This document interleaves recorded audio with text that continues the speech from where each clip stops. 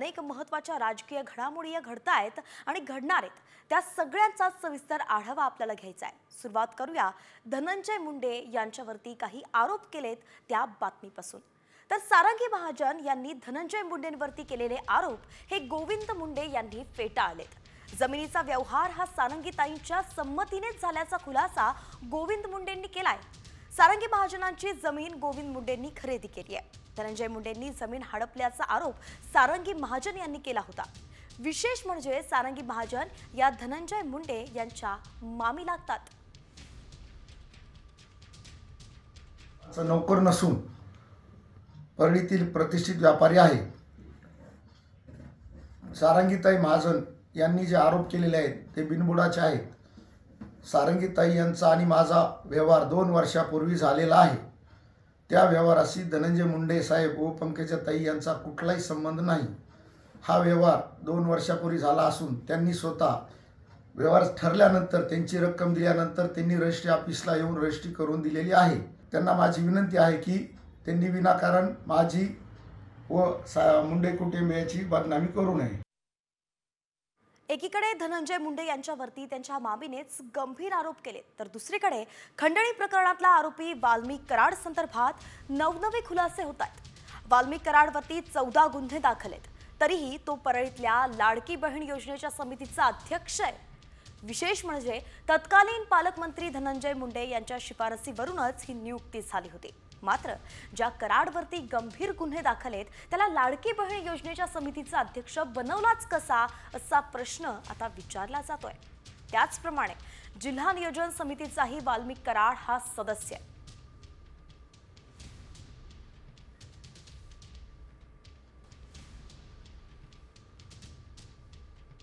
आणि यानंतर आता बातमी अजित पवार आणि अमित शहा यांच्या भेटीची। उपमुख्यमंत्री अजित पवारांनी काल दिल्लीत जात अमित शहांची भेट घेतली। दोघांमध्ये जवळपास 1.25 तास चर्चा झाली। बीड सरपंच संतोष देशमुख यांच्या हत्या प्रकरणावरून अजित पवार यांच्या पक्षावरती टीका होतीये आणि याच पार्श्वभूमीवरती ही भेट घेतल्याची माहिती आहे। धनंजय मुंडे यांच्या मंत्रिपदाच्या राजीनाम्यासाठी विरोधी पक्ष आग्रही असतानाच अजित पवार यांनी राजीनामा न घेण्याची भूमिका घेतली आहे। दरम्यान पालकमंत्रीपदाबाबत सुद्धा शहा पवारांमध्ये चर्चा झाल्याची माहिती मिळते आहे। तर नेमकं काय झालं या भेटीत? शहा पवारांमध्ये बीड प्रकरणावरती चर्चा झाल्याची माहिती आहे। बीड सरपंच हत्या प्रकरणावरून अजित पवार गटावरती सातत्याने टीका होतीये। अशा धनंजय मुंडेंच्या राजीनाम्यासाठी सुद्धा विरोधी पक्ष आग्रही झाल्याचं पाहायला मिळत आहे। पालकमंत्रीपदाचा सुद्धा वाद अजून सुटलेला नाहीये। राज्यातील राजकीय परिस्थितीवरती सुद्धा या भेटीत चर्चा झाल्याची माहिती आहे।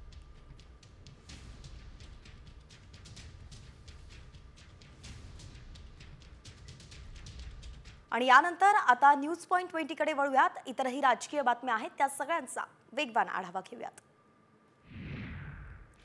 बीड सरपंच संतोष देशमुखांच्या हत्येला आज 1 महिना पूर्ण झालाय।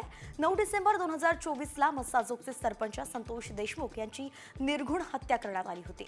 या प्रकरणातील वाल्मिक कराड आणि सुदर्शन खुलेसहच एकूण 6 आरोपींना बेड्या ठोकण्यात आल्या आहेत। मात्र कृष्णा आंधळे अजूनही फरारच आहे। बीड सरपंच संतोष देशमुख यांचे बंधू धनंजय देशमुख यांनी मनोज जरांगे यांची भेट घेतली आहे।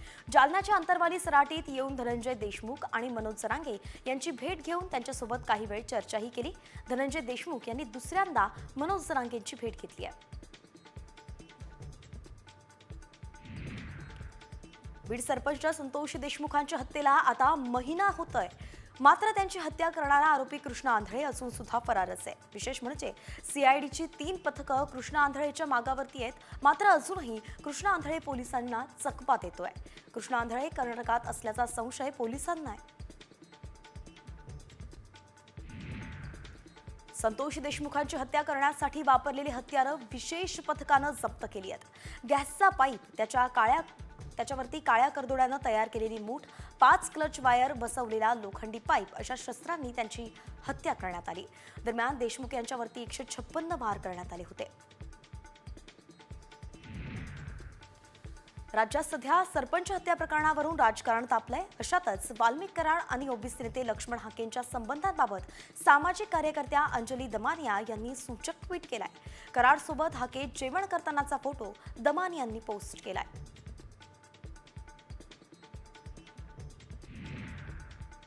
बीड सरपंच हत्या प्रकरणातील आरोपींना मदत करणारे आता पोलिसांच्या रडारवरती आहेत. या आरोपींना फरार होण्यासाठी मदत करणाऱ्यांचा पोलिसांकडून शोध घेतला जातोय.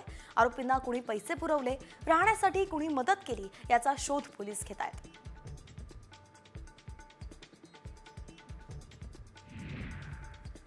धनंजय मुंडेंच्या राजीनाम्याची मागणी आपण केली नसल्याचीच प्रतिक्रिया भाजप आमदार सुरेश धस यांनी दिली आहे.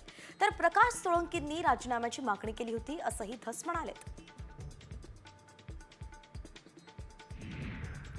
अमोल मिटकरींनी सुरेश धस यांच्यावरती काही गंभीर आरोप केलेत.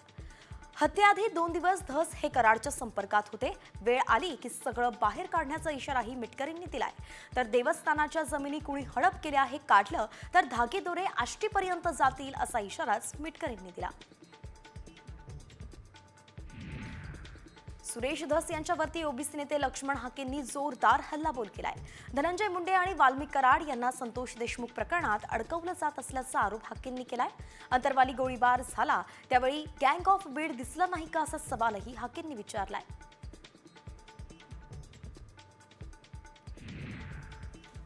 सारंगी महाजन यांनी सुद्धा धनंजय मुंडेंच्या राजीनाम्याची मागणी केली आहे. धनंजय मुंडेंचा राजीनामा घेऊन त्यांची आमदारकी रद्द करण्याची मागणी सारंगी महाजन यांनी केली आहे. यावेळी त्यांनी मुंडेंवरती जमीन हडपल्याचाही आरोप केला.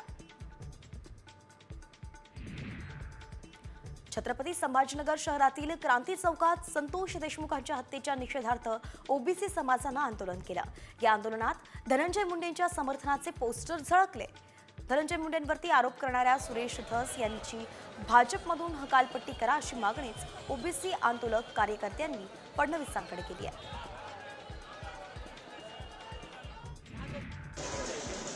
ओबीसी नेत्यांनी अजित पवारांची भेट घेतली. सरपंच हत्येप्रकरणी आरोपी असतील त्यांना शिक्षा द्या, मात्र मुंडेंवरती कोणतेही आरोप सिद्ध झाले नाही, त्यामुळे त्यांचा राजीनामा घेणं चुकीचं आहे असं ओबीसी नेत्यांनी अजित पवारांना सांगितलंय.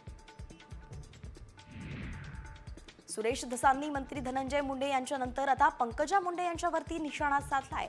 पंकजा मुंडे यांनी 745 शिक्षकांची चुकीच्या पद्धतीने नियुक्ती केली असा आरोपच भाजपचे आमदार सुरेश धस यांनी पंकजा मुंडेंवरती केलाय. अजित पवार गटाकडून राजकीय भूकंपाची तयारी सुरू असल्याचं समोर आलंय. अजित पवारांच्या राष्ट्रवादीचे प्रदेशाध्यक्ष सुनील तटकरे यांनी शरद पवारांच्या खासदारांना संपर्क केल्याचा दावाच पवारांच्या राष्ट्रवादीचे आमदार जितेंद्र आव्हाड आणि रोहित पवारांनी केला. दरम्यान अजित पवार गटाकडून संपर्क केल्याचा दाव्याला पवारांच्या राष्ट्रवादीचे खासदार अमर काळे यांनीही दुजोरा दिलाय. अजित पवारांच्या राष्ट्रवादीचे पदाधिकारी सोनिया दुहान यांनी 7 खासदारांना संसद अधिवेशन काळात संपर्क केल्याची माहिती काळेंनी दिली आहे. आपण कुणालाही संपर्क केलेला नाही असा दावाच राष्ट्रवादी अजित पवार पक्षाचे प्रदेशाध्यक्ष सुनील तटकरे यांनी केलाय. पवारांच्या खासदारांना संपर्क केल्याचा आरोप धादांत खोटा असल्याचंही तटकरे म्हणाले. उपमुख्यमंत्री एकनाथ शिंदेंनी शिवसेनेच्या सर्व मंत्र्यांची बैठक बोलावली आहे. या बैठकीत पुढील 100 दिवसांत करण्याच्या कामांचा आढावा घेतला जाणार आहे. मंत्रिमंडळ विस्तारानंतर शिवसेना मंत्र्यांची ही पहिलीच बैठक आहे.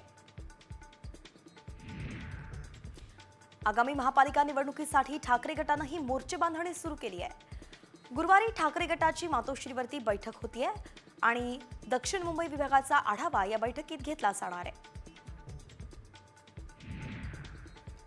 वंचित बहुजन आघाडीचे नेते प्रकाश आंबेडकरांनी मुख्यमंत्री फडणवीसांची भेट घेतली आहे. मुख्यमंत्री सोमनाथ सूर्यवंशी मृत्यू प्रकरणाची चौकशी फास्ट ट्रॅकवरती घेणार आहेत अशी माहिती या भेटीनंतर आंबेडकरांनी दिली आहे. शिवाय सूर्यवंशींचा मृत्यू पोलीस कोठडीत झाल्यामुळे या प्रकरणाची चौकशी मॅजिस्ट्रेटनं करावी असंही आंबेडकर म्हणाले.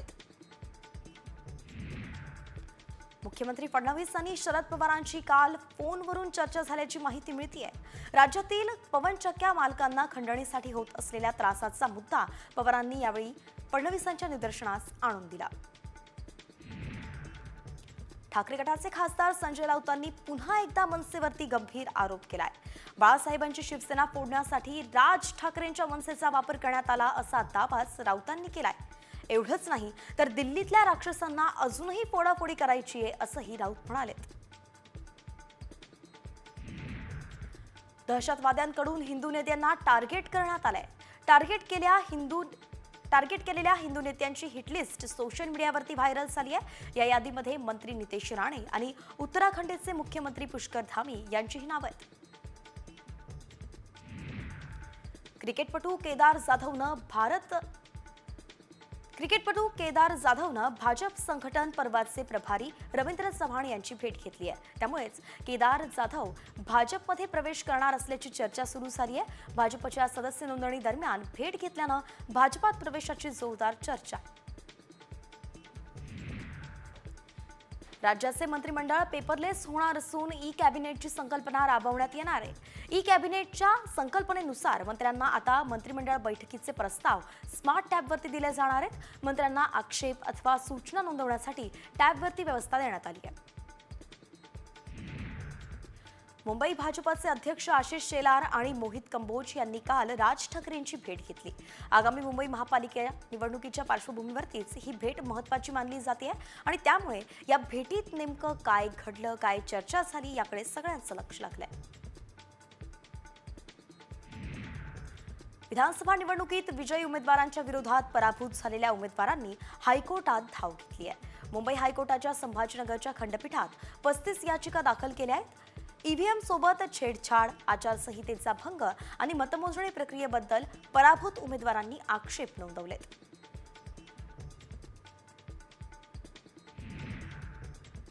आणि आता एक मोठी बातमी समोर येते.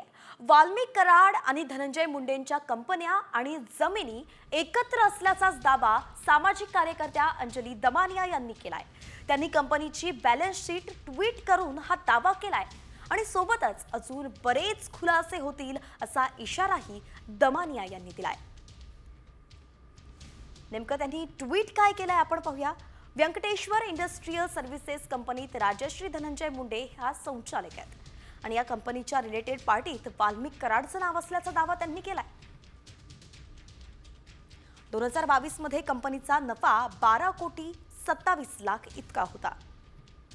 कंपनीने 2022 मध्ये अखेरची बॅलन्स शीट भरली होती. इंडिया सिमेंट कंपनीची फ्लाय ॲश ही कंपनी ट्रान्सपोर्ट करते. कराड मुंडे यांच्यात एकत्र जमीन, कंपनी एकत्र, फ्लाय ॲश वाहतूक एकत्र असल्याचाच दावा अंजली दमानिया यांनी केलाय.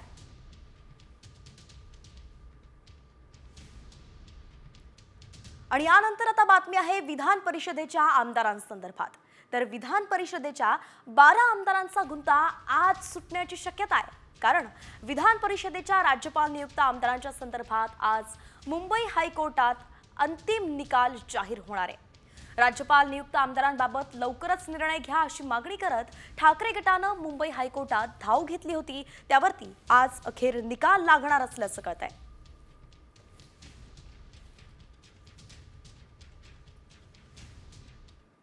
आणि या राजकीय बातम्यांनंतर आता वळूया टॉप 50 कडे. राज्यभरातील विविध बातम्यांचा वेगवान आढावा घेऊयात. उत्तर प्रदेशातील प्रयागराज महाकुंभासाठी प्रसिद्ध गायक कैलाश खेर यांनी विशेष गाणं गायलंय. या गाण्याच्या माध्यमातून कुंभमेळ्याचं महत्त्व आणि भारतीय आध्यात्मिक परंपरेची झलक पाहायला मिळते.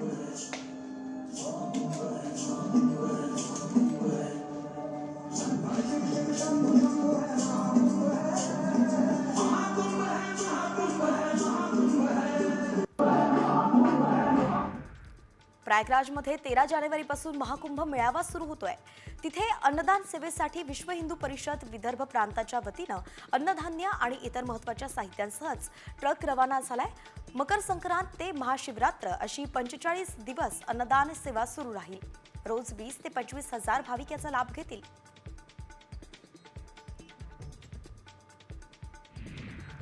गडचिरोलीमध्ये आदिवासींच्या संघर्षासाठी ठाकूरदेव यात्रा सुरू झाली आहे. यात्रेत छत्तीसगडमधून भाविक दाखल झालेत.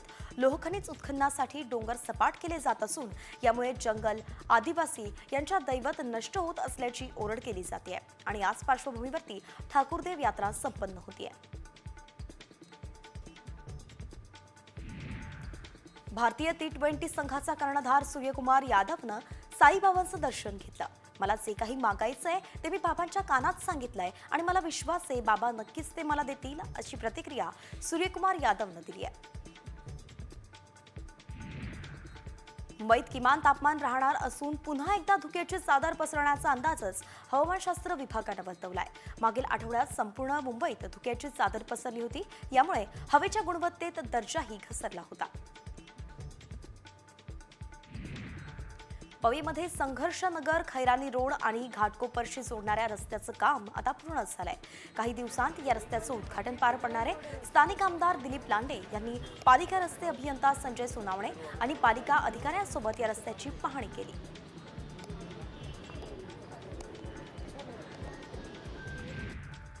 संभाजीनगरच्या विमानतळाची धावपट्टी रुंदीकरणाचं काम होणार आहे. 500 कोटी खर्च असणाऱ्या धावपट्टीचा विस्तार करण्यासाठी भूसंपादनाची प्रारंभिक अधिसूचना जिल्हा प्रशासनानं जारी केली आहे. एकूण 143 हेक्टर क्षेत्र विस्तारीकरणासाठी लागणार आहे. पुणे आणि सोलापूर या दरम्यानचा रेल्वे प्रवास अधिक वेगात होणार आहे. पुणे आणि सोलापूर या रेल्वे मार्गावरील पटरी आणि इतर कामं पूर्ण झाली आहेत. त्यामुळे एक्सप्रेस गाड्यांचा वेग वाढला असून प्रवाशांना आता सोलापूरहून पुण्यात अवघ्या 3.25 तासात पोहोचता येणार आहे.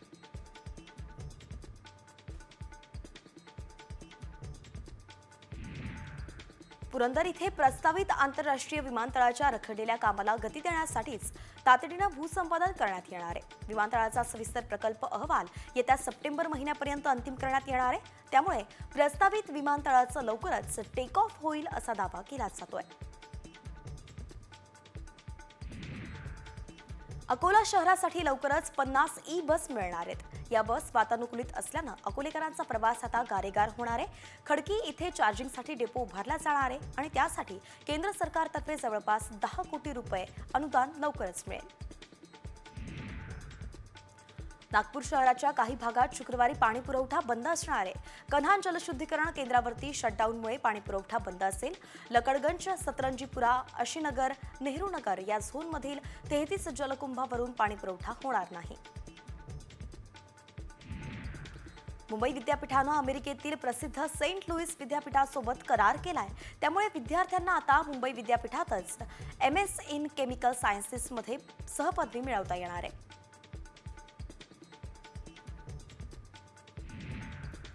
मुंबईचा पुरातन सांस्कृतिक वारसा, कला, इतिहास पुन्हा उलगडणार आहे. नूतनीकरणानंतर भाऊ दाजी लाड संग्रहालयाचं उद्घाटन मुख्यमंत्री देवेंद्र फडणवीसांच्या हस्ते झालंय. डॉक्टर भाऊ दाजी लाड संग्रहालय हे मुंबईतील सर्वात जुनं संग्रहालय आहे.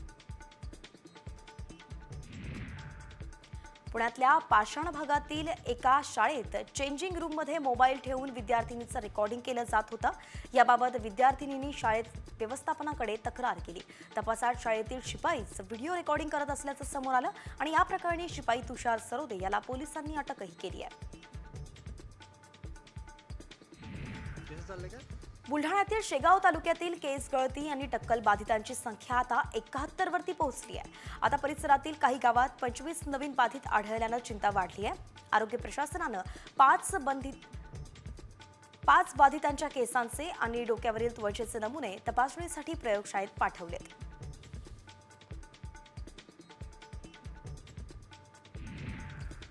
बुलढाण्यातील टक्कल व्हायरसची राज्याच्या आरोग्य विभागानं दखल घेतली आहे. आरोग्य उपसंचालक आणि वैद्यकीय पथक गावात पाठवल्याची माहिती आरोग्यमंत्री प्रकाश आबिटकर यांनी दिली आहे. वस्तुस्थिती पाहून उपाययोजना करण्यात येतील असंही आबिटकर म्हणाले.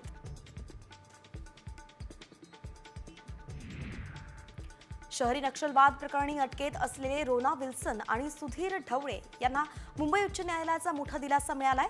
प्रत्येकी 1 लाखांच्या जात मुचलक्यावरती जामीन मंजूर करण्यात आलाय. रोना विल्सन आणि सुधीर ढवळेंवरती कोरेगाव भीमा हिंसाचार प्रकरणी गुन्हा दाखल करण्यात आला होता.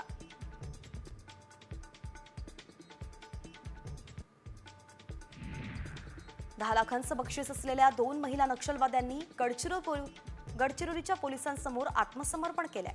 श्यामला आणि काजल अशी या दोघींची नावं आहेत. पोलीस दलाने पुनर्वसन घडवून आणल्यामुळेच आतापर्यंत 693 नक्षलवाद्यांनी आत्मसमर्पण केलंय. आता मुंबईतही HMPVचा रुग्ण आढळलाय. मुंबईत 6 महिन्यांच्या चिमुकलीला HMPVची लागण झाली आहे. गेल्या आठवड्यात तिला रुग्णालयात दाखल करण्यात आलं होतं. सध्या या चिमुरडीवरती ICUत उपचार सुरू आहेत. मुंबई महापालिकेच्या आरोग्य विभागाच्या कार्यालयानं मात्र अशी काहीही माहिती नसल्याचं सांगितलंय.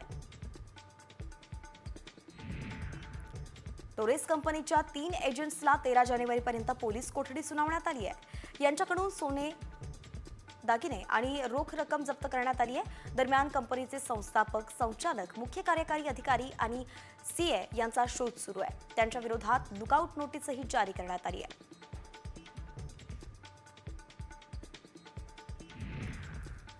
टोरेस कंपनीची आता आर्थिक गुन्हे शाखा तपास करणार आहे. हजारो कोटींची फसवणूक असून आता चौकशीत आणखी माहिती समोर येण्याची शक्यता आहे. या प्रकरणी शिवाजी पार्क पोलिसांनी 100हून अधिक तक्रारदारांचे जबाबही नोंदवलेत. समुद्रातील बेकायदेशीर मच्छीमार बोटींवरती करडी नजर ठेवण्यासाठी आता ड्रोनची मदत घेतली जाणार आहे. राष्ट्रीय सागरी सुरक्षिततेच्या दृष्टीनं मत्स्य विभागानं हा निर्णय घेतलाय.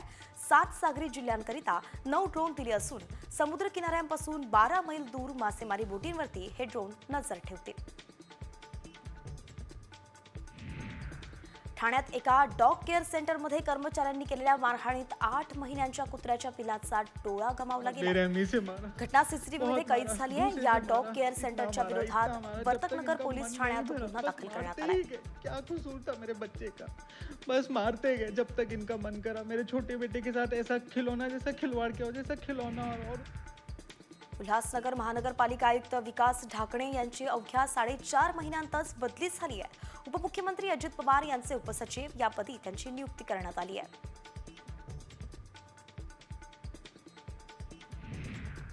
मकर संक्रांतीच्या सणासाठी बाजारपेठा सज्ज झाल्या आहेत. खरेदीसाठी ग्राहकांची मोठी गर्दी दिसतेय. तिळगुळ, गुळ, भांडी, सौभाग्य लेणी यांसहच संक्रांतीला आवश्यक असलेल्या विविध वस्तूंच्या खरेदीसाठी बाजारपेठा फुलल्या आहेत. पाकिस्तान चॅम्पियन्स ट्रॉफीचं यजमानपद गमावणार असा प्रश्न आता उपस्थित होतोय. कारण पाकिस्तानातील क्रिकेट मैदानावरती पुरेशी तयारी नसल्याची माहिती मिळतेय. तर 25 जानेवारीपर्यंत स्टेडियम तयार झालं नाही तर UAEमध्ये चॅम्पियन्स ट्रॉफीचे सामने होण्याची शक्यता आहे. धुळ्यात तापमानाचा पारा पुन्हा घसरलाय. आज धुळ्यात 4.4 अंश सेल्सिअस तापमानाची नोंद करण्यात आली. गेले काही दिवस धुळ्यात तापमानाचा पारा 10 अंश सेल्सिअस पेक्षाही जास्त होता. परंतु तापमानामध्ये पुन्हा अचानक बदल झाल्यामुळे धुळेकर गारठलेत. नंदुरबार जिल्ह्यात तापमानाचा पारा घसरलाय. सातपुड्याच्या डोंगर रांगांमध्ये थंडीची लाट आलेली आहे. शहरी भागात तापमानाचा पारा 10 अंशांखाली आलाय तर सातपुडा पर्वतरांगेत तापमान 8 अंश सेल्सिअस आहे. अमरावतीचे खासदार बळवंत वानखेडे यांनी मेळघाटातील आदिवासी भागात जाऊन प्रशासकीय कामकाजाचा आढावा घेतलाय. बालमृत्यू, मातामृत्यू, आरोग्य सेवा, शिक्षण, रोजगार या संबंधित परिस्थिती त्यांनी जाणून घेतली. शिवाय आदिवासींकडे जातीने लक्ष देण्याची तंबी खासदारांनी अधिकाऱ्यांना दिली आहे. सुसाट वेगाने दुचाकी चालवत कर्कश सायलेन्सर आणि हॉर्नचा आवाज करणाऱ्या वाहन चालकांवरती अमरावती वाहतूक पोलिसांनी कारवाईचा बडगा उगारलाय. एका महिन्यात 120 सायलेन्सर, 128 हॉर्नवरती रोड रोलर चालवण्यात आलाय. पोलीस वर्धापन दिनाचं औचित्य साधून हे अभियान चालवलं गेलं.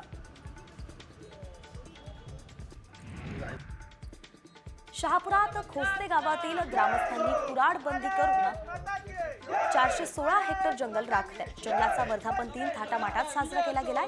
या जंगलातून मोह, करवंद, रानभाज्या, पलसाची पानं आदी उत्पन्न गावकऱ्यांना मिळतं.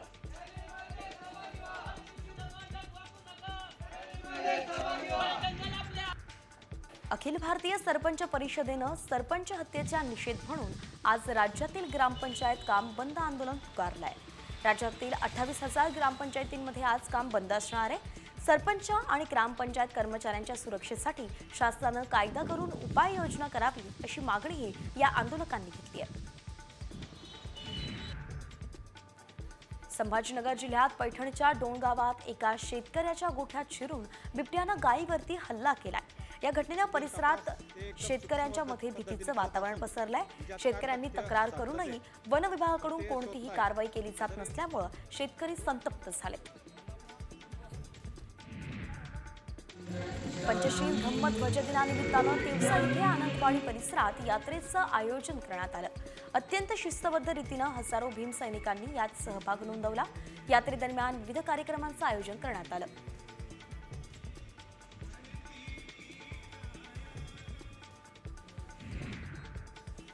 भंडाऱ्यात झाडाझुडपात अडकलेल्या वाघाला नागरिकांनी घेरून हुल्लडबाजी केल्याचा व्हिडिओ समोर आलाय. इतकंच नाही तर जीव धोक्यात घालून नागरिकांनी वाघासोबत फोटो सेशनही केलं. यावेळी झुंबड उडाल्यानं काहींनी वाघाला दगडही मारण्याचा प्रयत्न केला.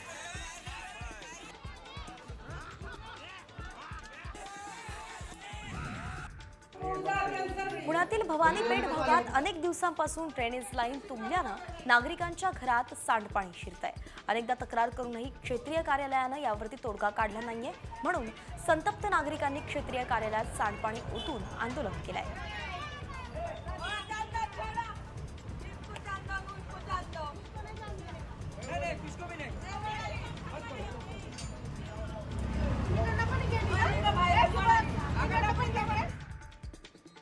आणि आता बातमी सगळ्या महाविद्यालयीन विद्यार्थ्यांसाठी अत्यंत महत्त्वाची आहे. राज्यात सीईटी परीक्षेच्या तारखांमध्ये बदल करण्यात आलाय.